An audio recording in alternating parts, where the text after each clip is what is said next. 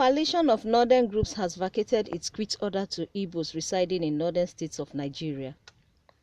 Vacating the order, the spokesman of the groups, Comrade Abdulaziz Suleiman, said at a press conference in Abuja that its decision was based on intervention by northern leaders. As a consequence of these vigorous engagements, and as cultured people with a tradition of respect for our national values, leaders and elders, we are today pleased to announce the immediate suspension of the relocation clause, otherwise referred to as the quit notice from the Kaduna Declaration.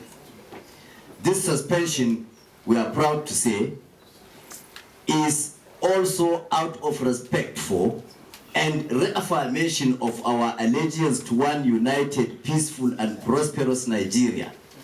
Reacting, the governor of Borno State, Kashim Shettima, said, "We are here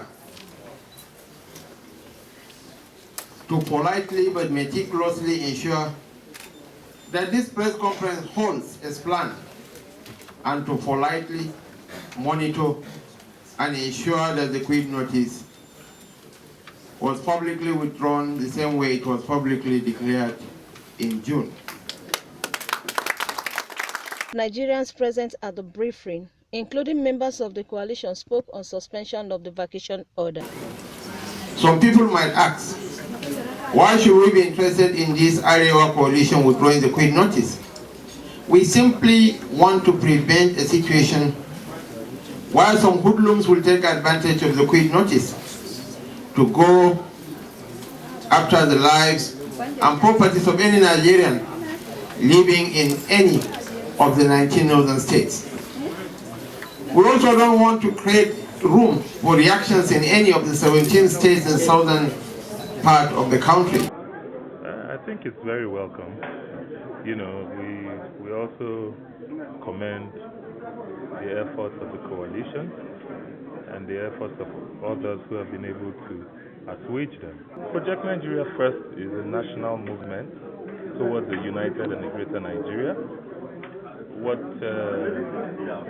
It's all about patriotism and national integration. And then so far we had parlays with the coalition, and we've met other groups. We're an annexure of so many other groups because, like I said, it's a national movement, purely directed at a better and a greater Nigeria. Nigeria is capable of solving its problems through dialogue and through peaceful negotiations amongst the contending groups. So it means that once more, Nigeria is peaceful. Once more, we have crossed another incident which people think will affect us negatively, and we are turning it, and it's now affecting us positively.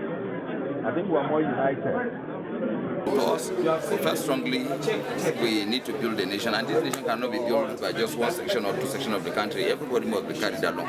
It's all about all inclusive, and that's exactly what we demonstrated by looking at situation to say, oh, this is high time we begin to review our position so that at the end of the day we'll be seen to build a nation of our own, and that is what prompted today's issues, partaking and doing what we're doing. So it's just normal to us.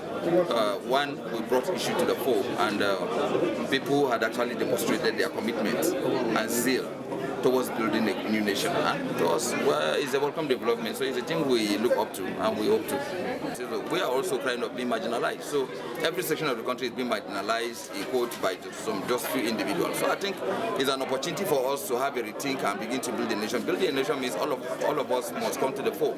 All hands must be on decks to build that nation. So I think the airport should take this advantage and also withdraw their agitations and come forward so that we can build a country of our own. The welfare of the Nigerian people must not be taken for granted. And if that is done with sense of humility, sense of equity, fairness to all, perhaps it will reduce the agitation to a minimum level, probably, or even nothing in future to come. Dialogue is a better way of solving any issue